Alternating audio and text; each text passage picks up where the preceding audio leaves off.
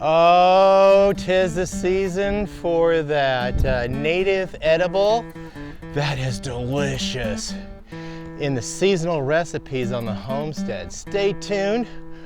Or after the elusive Morel mushroom.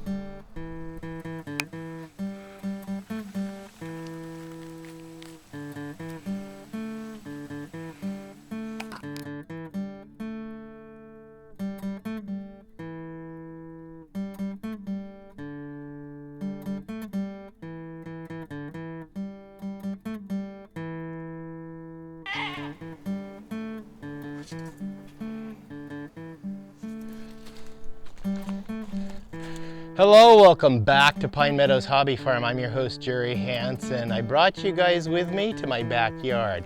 Yep, this is the part of the homestead that is rarely seen.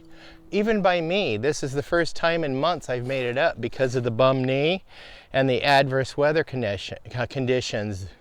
Where I brought you was the apex of my mountain in my backyard. Yeah, I own this mountain. I own down to that fence line right there, just basically cresting the mountain, and then that's it. That's my fence line. But I own about 1,100 feet going that way. This is a post I put here to mark the elevation of my mountain, or the apex of my mountain. Right here, I'm standing at 2,000 feet above sea level. The elevation mentioned is important to the story because only at certain elevations and in certain environments does the morel mushroom grow. So here's a panoramic view of the apex of my mountain. There's a valley behind me, and down there lurks the elk just over my fence line there. And I could draw them in here somehow and hunt elk in my own backyard. And now this is looking south, and we're panning around looking east.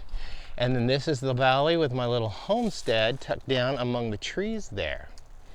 And then we come back around and finish the pan.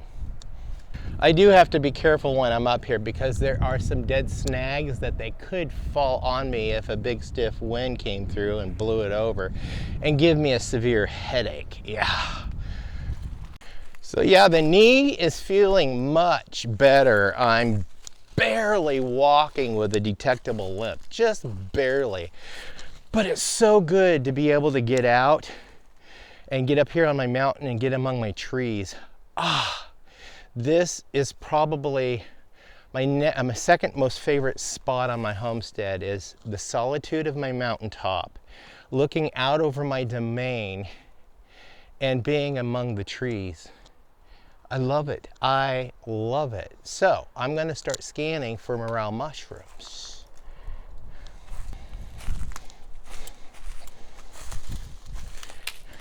So this is about the area and the elevation where they grow for about, I would say 60 feet width down here from the crest of the mountain down to about, maybe 100 feet down.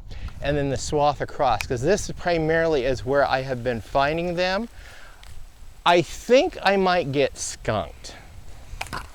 It really has been a little too dry. Now we did have some, a little bit of rain this morning, and it's after a good rain is when you have the sprouting of those morel spores. They just pop out of the ground, and then you can just find them.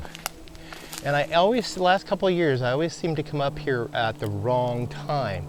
But we have rains coming in later in the week, and so I'm going to come up here and look and see if I can find something later in the week. But I'm looking.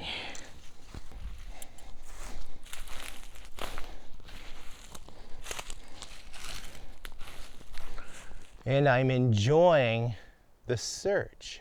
I do have a bag in my pocket just in case I find some that I can carry them back and then deal with them once I get back in the house. Don't see any.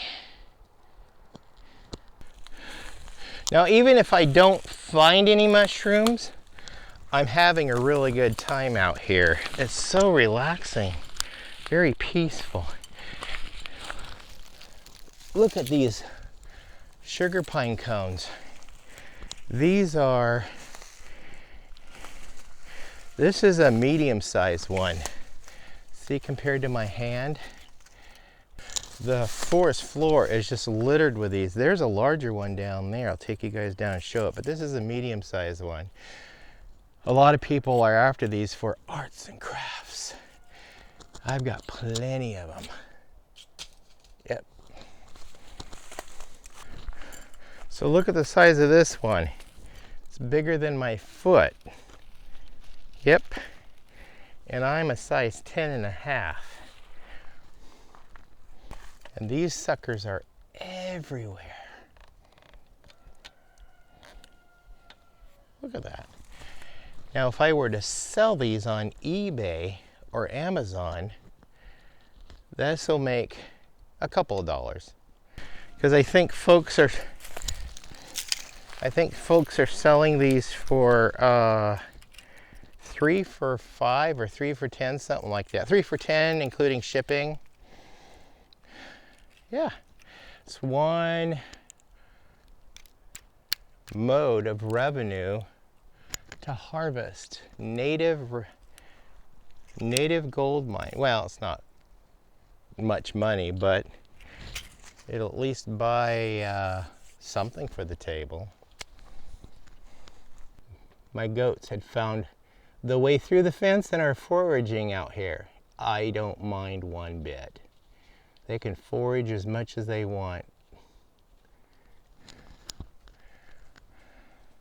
My whole back part of the property is, well, it measures 300 feet by 300 feet. This block, which has all the trees and the mountain on it.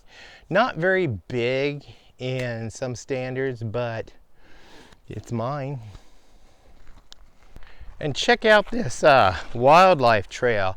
There's a really heavily traveled one over there. This would be an excellent place to put up a trail cam to capture the variety. This is one of those, or actually there's like 2 or 3 different populations of deer families, deer groups that come through here that I was telling you guys about. And I thought maybe purchasing one of those tree stands for hunting and setting it up in one of my trees and coming back here and hunting in my backyard. Now there's an option. Still looking for the elusive morels. You know, I would have found some by now if they were out, but you know, it's just too dry. Just way too dry, because this is the area where I always find them. And I haven't found any. We'll come out after a good rain. But at least I had a good time out here. We'll just follow this little path and cross down to another path to try to get out of here off the mountain. Here's another path that goes down. These are all wildlife trails. Yes, this goes down. Still looking for morels. Now, there's some real nasty stuff. That there is poison oak. Yeah, we keep our distance from that.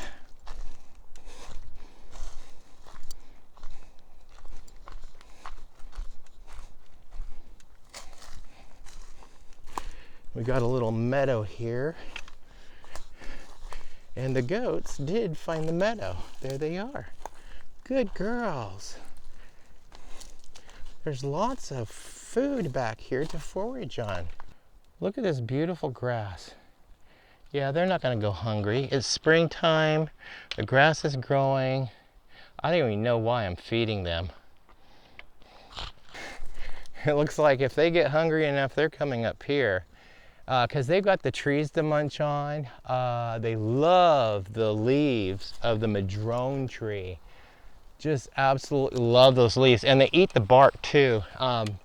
There's another native edible is the Madrone, is you can harvest the bark and you draw the dry bark, and then you can steep it in hot water and make a nice tea out of it. It's delicious. I tried it once. I'm going to try it again. And I actually enjoyed it. The leaves are also medicinal too. So check out my video I did, complete video on the tree bark and the leaves and the use of the beautiful wood. Yes, beautiful plant. This spot right here is right in the center of my backyard. It's 150 feet from each side and 150 feet from the cross fencing and the back fencing. So this is primarily the center. And it's a nice clear spot. This is the site on where I want to build that treehouse cottage resort, is right here, because there's an old skid road here. I can use the tractor and revamp the road and make a turnabout here. And we can just drive up here, turn around and head back. And then I can just build the treehouse right there on that slope. That would be so pretty. It'd be a nice respite to come and rest and be inspired and paint and also write, because I am an author. I forgot how many books I've published. Books, articles, magazines. Yeah, I've written a lot. So let's head on back. I didn't find any morels. It's just too dry. I would have found several by now, but there's nothing.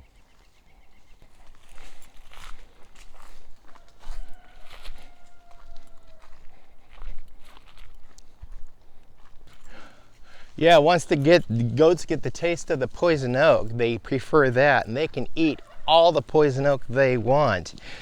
This is a really good game trail. It's well used. Yep, very well used. See?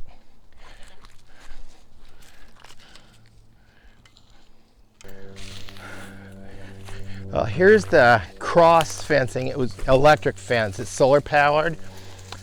I don't even have it activated because I'm so afraid of sparking a wildfire because it's so dry. I did buy some field fencing, and I have an event coming up where I'm going to get some help. A bunch of dudes are going to come up and we're going to get together and just finish off my fencing. I'm going to save that project for that time when they get here. So that's something we can do. Anyway, I'm your host, Jerry Hansen. This is Pine Meadows Hobby Farm. Right here's my little homestead. Hey, we're tucked high in the Cascade Ranges of the Pacific Northwest. We're geographically located west-southwest of Crater Lake National Park. Please stay tuned to more videos. You could do that by first subscribing, then clicking that bell icon which alerts you to new videos. Give us the thumbs up and like the channel, and also share our videos on your social media platforms. Helps out.